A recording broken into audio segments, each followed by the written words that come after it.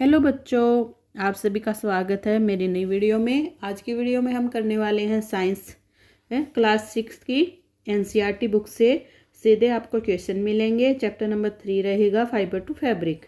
आज हम जानेंगे फाइबर के बारे में, कैसे बनता है फाइबर और कैसे बनता है फैब्रिक। तो स्टार्ट करते हैं वीडियो को। प्राकृतिक और कृत्रिम रेशों में अंतर बताना है। प्राकृतिक रेशे और कृत्रिम रेशे यानी कि नेचुरल फाइबर और सिंथेटिक फाइबर क्या होते हैं। जो नेचुरल फाइबर होते हैं वो सीधे कपास, जूट, ऊन, रेशम यानी कि पौधों और जानवरों से मिलते हैं। कृत्रिम रेशे जो होते हैं हमें नायलॉन, पॉलिएस्टर जो होते हैं ये सभी सिंथेटिक होते हैं। ये हमें रसायनों से बनाने पड़ते हैं। आगे है कपास से कपड़ा बनने की प्रक्रिया समझाइए। कपास से कपड़ा कैसे बनता है।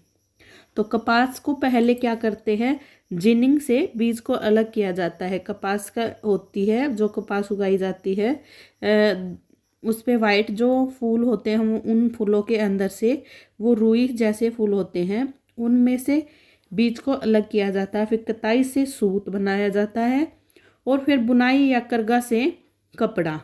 फिर उसके बाद उसकी रंगाई होती है, छपाई होती है, फिर उसके बाद पूरा कपड़ा तैयार होता है।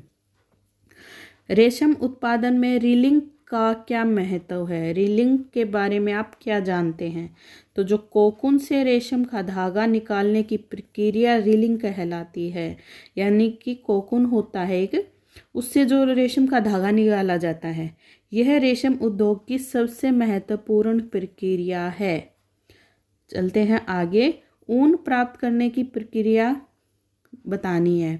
तो जो शेयरिंग होता है यानी कि बाल काटना, सबसे पहले बकरियों के बालों से लगभग ऊन बनाई जाती है। बहुत से जानवरों के बालों से ऊन बनाई जाती है। उनको फिर स्कोरिंग करना यानी कि धोना, फिर शॉर्टिंग करना, छाटना, फिर डाइनिंग करना यानी कि रंगना, फिर कताई और बुनाई की जाती है। शेयरिंग, स्कोरिंग, शॉर्टिंग, डाइंग, कताई, बुनाई, ये प्रक्रिया होती है ऊन की। कई बार ऑप्शन में ये इनके क्रम वाइज पूछ लिए जाते हैं। तो क्या करते हैं, बाल काटना, धोना, छाटना तो हमें पता ही है, लेकिन वर्डिंग क्या आएगी, शेयरिंग, स्कोरिंग, शॉर्टिंग, फिर डाइंग और कताई, बुनाई। जूट से किस प्रकार की वस्तुएं बनाई जाती हैं। तो बोरे, रस्सी, दरिया, थैले, चटाई आदि जूट से बनाई जाती हैं। कपास और ऊन के कपड़े अलग अलग मौसम में क्यों पहनने जाते हैं। कपास गर्मियों में ठंडक देता है, पसीना सोखता है, जबकि ऊन है वो सर्दियों में गर्मी बनाए रखता है। इसलिए हम अलग अलग मौसम में अलग अलग कपड़े पहनते हैं। भारत में रेशम की खेती किन राज्यों में होती है। तो कर्नाटक है, तमिलनाडु है, आंध्र प्रदेश, असम और पश्चिम बंगाल में रेशम की खेती की जाती है। चरखा का ऐतिहासिक महत्व क्या है। महात्मा गांधी ने चरखे को स्वतंत्रता आंदोलन का प्रतीक बनाया ताकि स्वदेशी वस्त्रों का उत्पादन हो सके। तो चरखा किसी ने नहीं देखा है तो महात्मा गांधी का जो नोट के ऊपर वो फोटो होता है, अभी तो नहीं होता, पहले होता था चरखे का, शायद चरखे को गूंथते हुए गांधी जी का एक फोटो है। वो जो जिस चीज़ से सूत को काट रहे हैं उसी को चरखा बोला जाता है। यानी कि काटने की जो वो यंत्र होता है वो चरखा होता है। कपड़े की रंगाई क्या है, यानी कि डाइंग जो होती है क्यों ज़रूरी है। तो रंगाई से कपड़े क्या होते हैं, आकर्षक दिखते हैं और उन्हें बाजार में बेचना आसान होता है। कपड़ा बनाने में जो बुनाई होती है और बुनाई की दूसरी प्रक्रिया, बुनाई में क्या अंतर है। एक तो सीधी बुनाई होती है और एक नीटिंग होती है। तो इनमें अंतर बताना है। तो जो वीविंग का काम होता है वो होता है दो सूतों को करगे पर क्रॉस करके कपड़ा बनाना, और नीटिंग जो होती है एक ही धागे से लूप बनाकर कपड़ा तैयार किया जाता है। नीटिंग में एक ही धागे का लूप बनाया जाता है, वीविंग में दो सूतों को करगे पर क्रॉस किया जाता है। आगे है हमारे वन लाइनर क्वेश्चन, 20 क्वेश्चन हैं, उन्हें और कर लेते हैं।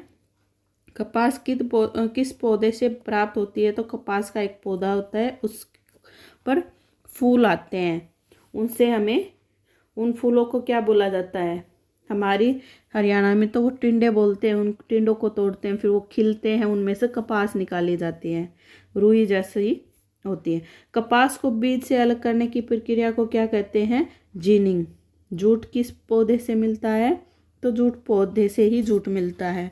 जूट किस भाग से निकाला जाता है? तो तना होता है। जूट जो होता है पौधे का तना होता है। कताई जो है वो क्या बनता है? सूत। कताई से सूत बनता है।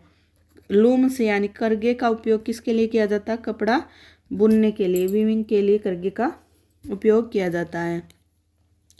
रेशम किस जीव से प्राप्त होता है? तो रेशम कीट होता है, एक सिल्क वॉर्म, उससे होता है। कोकून किस चीज़ से प्राप्त होता है? तो रेशम का एक जो कीट होता है वो लार्वा द्वारा बनाए गए धागों से। रेशम का एक कीट होता है, वो एक अपनी लार्वा छोड़ता है और उससे एक धागा बनाता है, वो कोकून होता है। रेशम का सबसे उत्तम प्रकार कौन सा है? तो मलबेरी सिल्क जो होता है, मलबेरी सिल्क सबसे अच्छा रेशम का उत्तम से उत्तम प्रकार है। ऊन जो है किन जानवरों से मिलता है? तो भेड़ से, बकरी से, ऊंट से और खरगोश से मिलता है। नायलॉन किस प्रकार का रेशा है? सिंथेटिक फाइबर है। कपास की किस खेती के लिए किस प्रकार की मिट्टी अच्छी मानी जाती है? तो काली मिट्टी। कपास के लिए काली मिट्टी अच्छी मानी जाती है। जूट की बुनाई कब की जाती है? तो बरसात के मौसम में की जाती है। बुनाई नहीं, बुआई। कताई के लिए किस साधन का उपयोग किया जाता है? तो तकली और चरखा। दो साधन है, एक तो चरखा और एक तकली। ऊन निकालने की प्रक्रिया को क्या कहते हैं? तो शेयरिंग कहते हैं। रेशम के धागे को कोकून से निकालने की प्रक्रिया को क्या कहते हैं? रीलिंग कहते हैं। कपड़े रंगने और छपाई की प्रक्रिया को क्या कहते हैं? डाइंग और प्रिंटिंग कहते हैं। तो ये चीज़ें हमें याद करनी है। क्या ऊन निकाली जाती है? तो शेयरिंग। और रेशम के धागे को कोकून से निकालने की प्रक्रिया जो होती है वो रीलिंग होती है। कपड़े को रंगने और छपाई की जो प्रक्रिया होती है वो डाइंग और प्रिंटिंग होती है। कृत्रिम रेशे का एक उदाहरण बताइए। तो वो पॉलिएस्टर है, नायलॉन है, ये सभी क्या है? सिंथेटिक फाइबर के उदाहरण। सूती कपड़े की सबसे बड़ी विशेषता क्या है? तो यह पसीना सोखता है और ठंडक देता है। ऊनी कपड़े की विशेषता होता है कि यह शरीर को गर्म रखता है। आगे एमसीक्यूज आते हैं हमारे, वो कर लेते हैं। कपास की खेती के लिए सबसे उपयुक्त मौसम कौन सा है? तो वो है गर्म और आर्द्र, यानी कि नमी जो होती है, नमी जिस मौसम में होती है वो वाला। कपास गर्म जलवायु और नमी वाली परिस्थितियों में अच्छी तरह उगता है। जूट की कटाई कब की जाती है? तो जूट की कटाई फूल आने से पहले ही की जाती है। तो फूल आने से पहले पौधे को काटना जरूरी है ताकि रेशे मजबूत मिलें। कताई में क्या होता है? तो कताई में रेशों से सूत बनाना ही कताई होता है। हमारे पास रेशे होते हैं, फिर उनको हम कतते हैं तो वो क्या होता है? सूत बनकर तैयार होता है। कताई में छोटे रेशों को मरोड़कर लंबा धागा बनाया जाता है। करगा जो होता है किस काम आता है? तो बुनाई के काम आता है। और करगे पर सूत को बुनकर कपड़ा तैयार किया जाता है। रेशम का धागा किससे मिलता है? तो रेशम का धागा है कीट का कोकून होता है, रेशम कीट का कोकून, उससे रेशम का धागा मिलता है। रेशम का धागा कोकून से रीलिंग द्वारा निकाला जाता है। ऊन निकालने की प्रक्रिया क्या कहलाती है? तो शेयरिंग कहलाती है।